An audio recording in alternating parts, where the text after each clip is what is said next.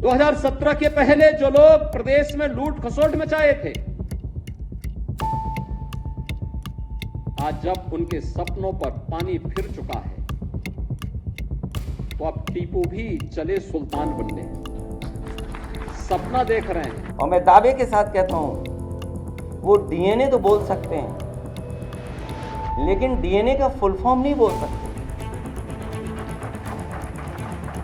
इसलिए डीएनए को बोलने से पहले कि समाजवादियों के डीएनए में क्या है, कम से कम डीएनए का फुल फॉर्म तो बता दें। बुलडोजर पे हर एक व्यक्ति के हाथ नहीं हो सकता। इसके लिए दिल और दिमाग दोनों चाहिए। बुलडोजर में दिमाग नहीं होता, स्टीयरिंग होता है उसमें। स्टीयरिंग से चलता है बुलडोजर। उत्तर प्रदेश की जनता कब किसका स्टीयरिंग बदल दे, या दिल्ली वाले कब किसका स्टीयरिंग बदल दें। बुलडोजर जैसी क्षमता और दृढ़ प्रतिज्ञा जिसमें हो वही बुलडोजर चला सकता है। दंगाइयों के सामने नाक रगड़ने वाले लोग बुलडोजर के सामने वैसे पस्त हो जाते हैं। प्रदेश की इस नियुक्ति की प्रक्रिया के माध्यम से आदरणीय प्रधानमंत्री जी के मिशन रोजगार के अभियान को आगे बढ़ाते हुए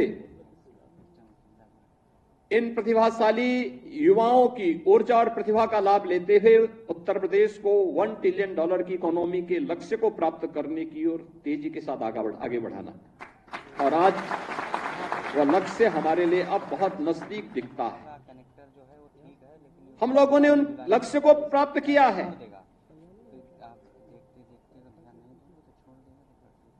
बहनों और भाइयों, पिछले 7-7.5 वर्ष के अंदर नियुक्ति की जो प्रक्रिया में पारदर्शिता और सुचितापूर्ण तरीके से कार्रवाई आगे बढ़ी है, क्या आज से 7-7.5 वर्ष पहले क्या यह संभव था क्या? और उस समय जिस प्रकार की अराजकता थी, आप सोचो कि हम लोग 6.5 लाख से अधिक सरकारी नियुक्ति प्रदेश के युवाओं को देते हैं। इन युवाओं ने अपनी ऊर्जा और प्रतिभा का लाभ प्रदेश को दिया है। आज जब हमारे पास मैन पावर की कमी पूरी हुई, तो यही प्रदेश जो देश के विकास का बैरियर माना जाता था, आज सरपट तरीके से दौड़ता हुआ दिखाई दे रहा है। और यही प्रदेश जो बैरियर था, आज देश के विकास का ग्रोथ इंजन बना है। यही प्रदेश ग्रोथ इंजन बनकर के उभरा है। आज से 7.5 वर्ष पहले यह प्रदेश देश की 7वीं बड़ी अर्थव्यवस्था के रूप में जाना जाता था कि अर्थव्यवस्था में 7वें नंबर पर थे। आज यही प्रदेश नंबर 2 की अर्थव्यवस्था बन चुका है।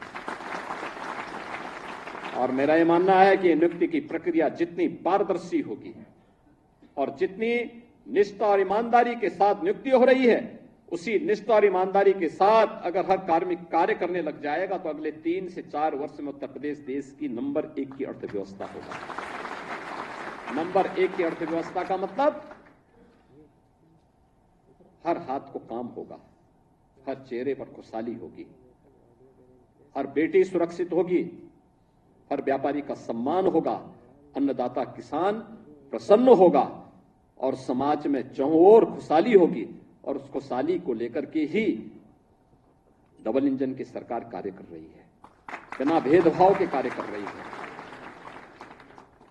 2017 के पहले जो लोग प्रदेश में लूट खसोट मचाए थे, आज जब उनके सपनों पर पानी फिर चुका है, तो अब टीपू भी चले सुल्तान बनने। सपना देख रहे हैं, सपना देख रहे हैं। आपने देखा होगा ना, आज से 8-10 वर्ष पहले एक धारावाहिक आया था, मुंगेरी लाल के हसीन सपने। सपना देखना, वैसे भी इन लोगों को सपने ही दिखाई देते हैं। सपने देखने की इन लोगों की आदत रही है, क्योंकि तब जब जनता ने इन्हें अवसर दिया था, तब उन्होंने प्रदेश के युवाओं के भविष्य के साथ खिलवाड़ करने में कोई गुरेज नहीं की थी। पहचान का संकट खड़ा किया था, पहचान का संकट खड़ा किया था प्रदेश के सामने, युवाओं के सामने। व्यापारियों के सामने, यहां के उद्यमियों के सामने और इन युवाओं के भविष्य के साथ खिलवाड़ किया था। आज तो मैं देख रहा था,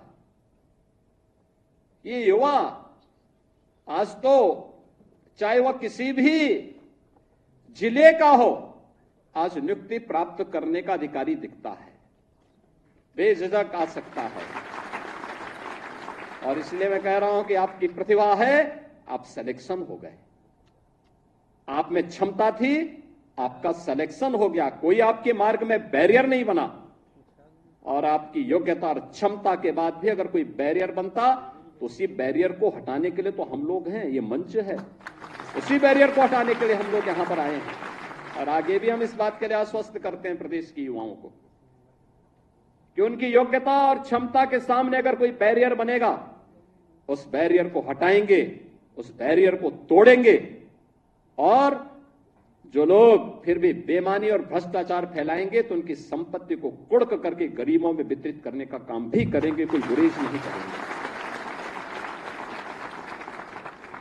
लेकिन जिन लोगों को अवसर मिला, उन्होंने पहले पहचान का संकट खड़ा किया अपनी अराजक गतिविधियों से, अपने भ्रष्टाचारी गतिविधियों से, और फिर प्रदेश को दंगों की आग में झोंकने का काम भी किया था। प्रदेश के शांतिपूर्ण और सौहार्दपूर्ण माहौल को आपस में ही लड़ाने का काम किया। पहले जाति जाति को लड़ाया, फिर वर्ग, मत और मजहबों को आपस में ही भिड़ाने का काम किया। महीनों महीनों दंगों की आग में झुलसता रहा उत्तर प्रदेश। तो उत्तर प्रदेश जब शांति और सौहार्द नहीं रहेगा, कोई निवेश क्यों करेगा? विकास कैसे हो पाएगा? पहचान का संकट खड़ा होगा, हर तबके का व्यक्ति तबाह होगा। और आज ये लोग फिर से अपना रंग और रोगन बदल करके फिर नए रूप में आपके सामने प्रदेश की जनता को गुमराह करने के लिए फिर से आना चाहते हैं। बुलडोजर पे हर एक व्यक्ति के हाथ नहीं फिट हो सकते, इसके लिए दिल और दिमाग दोनों चाहिए, दिल और दिमाग दोनों चाहिए। बुलडोजर जैसी क्षमता और दृढ़ प्रतिज्ञा जिसमें हो वही बुलडोजर चला सकता है। दंगाइयों के सामने नाक रगड़ने वाले लोग बुलडोजर के सामने वैसे ही पस्त हो जाएंगे। और इसीलिए मैं आप सबसे कहना चाहता हूं कि प्रदेश सरकार ने जो प्रक्रिया अपनाई है पारदर्शी तरीके से, अपेक्षा भी हम यही रखते हैं। जनता से जुड़े हुए कोई भी कार्य, कोई देर नहीं होनी चाहिए। ईज ऑफ लिविंग के लक्ष्य को प्राप्त करना, ईज ऑफ डूइंग बिजनेस, जब हम लोग आए थे, यानी व्यवसाय की सुगमता, जब हम लोग आए थे 17 में 14वें नंबर पर उत्तर प्रदेश था। आज हम अचीवर स्टेट हैं। 1 और 2 की लड़ाई में उत्तर प्रदेश आज आगे बढ़ रहा है, तेजी के साथ आगे बढ़ रहा है। हमने रिफॉर्म किए कि हमारे मुख्यमंत्री कहने को योगी हैं कि कभी कभी बायोलॉजिस्ट भी बन जाते हैं। अब उस बहस में मैं नहीं जाऊंगा कि बायोलॉजिकल वाली बहस में जाऊं कि ना जाऊं, कि बायोलॉजिकल हैं आप कि नहीं बायोलॉजिकल हैं। हमारे मुख्यमंत्री जी को चिंता है डीएनए की, उन्हें बहुत चिंता है डीएनए की। मैं बहुत दिनों से सोच रहा था कि शायद किसी दिन वो जो पावर प्लांट है उनका नाम बोलेंगे। वो आज भी पावर प्लांट का नाम नहीं ले पा रहे हैं, और मैं दावे के साथ कहता हूं वो डीएनए तो बोल सकते हैं, लेकिन डीएनए का फुल फॉर्म नहीं बोल सकते। इसलिए डीएनए को बोलने से पहले कि समाजवादियों के डीएनए में क्या है, कम से कम डीएनए का फुल फॉर्म तो बता दें। और जहां तक बुलडोजर का सवाल है, सोचो कैसा न्यायालय का बुलडोजर चला, क्या बुलडोजर नहीं चल सकता? जो लोग बुलडोजर लेकर के डराते थे, जगह जगह लोगों के घर गिराते थे। क्या मुख्यमंत्री आवास का नक्शा पास है? अगर नक्शा ही सवाल है तो सरकार ये बताए क्या मुख्यमंत्री आवास का नक्शा पास है? और कब पास हुआ था ये भी बता दें, कागज दिखा दें उसके। इसका मतलब यह हुआ कि आपने जानबूझ करके, जिनसे आपको बदला लेना था, नीचा दिखाना था और अपनी सरकार की ताकत पर, अहंकार पर आपने जानबूझ करके बुलडोजर चलाए, जिसका परिणाम यह है कि हाई कोर्ट से लेकर के सुप्रीम कोर्ट ये कह सकता है कि बुलडोजर संवैधानिक नहीं है, अनकॉन्स्टिट्यूशनल चीज है, अनकॉन्स्टिट्यूशनल है। और कल ही सुप्रीम कोर्ट ने कहा है कि अब बुलडोजर नहीं चल सकता है। तो क्या अभी तक जो बुलडोजर चल रहा था उसके लिए सरकार माफी मांगेगी कि नहीं मांगेगी? और जहां तक दिल और दिमाग, हमारे पत्रकार साथी आपको सबको पता है, ये कोई पहली बार बात नहीं मैं कह रहा हूं, और फिर कहता हूं, बुलडोजर में दिमाग नहीं होता है, स्टीयरिंग होता है उसमें। स्टीयरिंग से चलता है बुलडोजर। उत्तर प्रदेश की जनता कब किसका स्टीयरिंग बदल दे, या दिल्ली वाले कब किसका स्टीयरिंग बदल दें। और बुलडोजर जो है, जिनके लिए बुलडोजर बल व नाइंसाफी का प्रतीक है, मैं उन्हीं को बुलडोजर की मुबारकबाद देना चाहता हूं।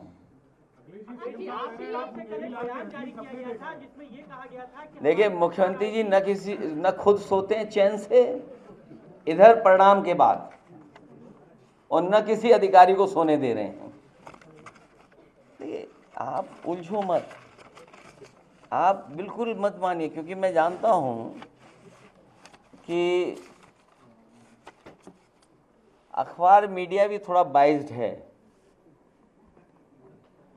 46 में 56 क्यों नहीं पूछा आपने? वो तो सदन की बात है,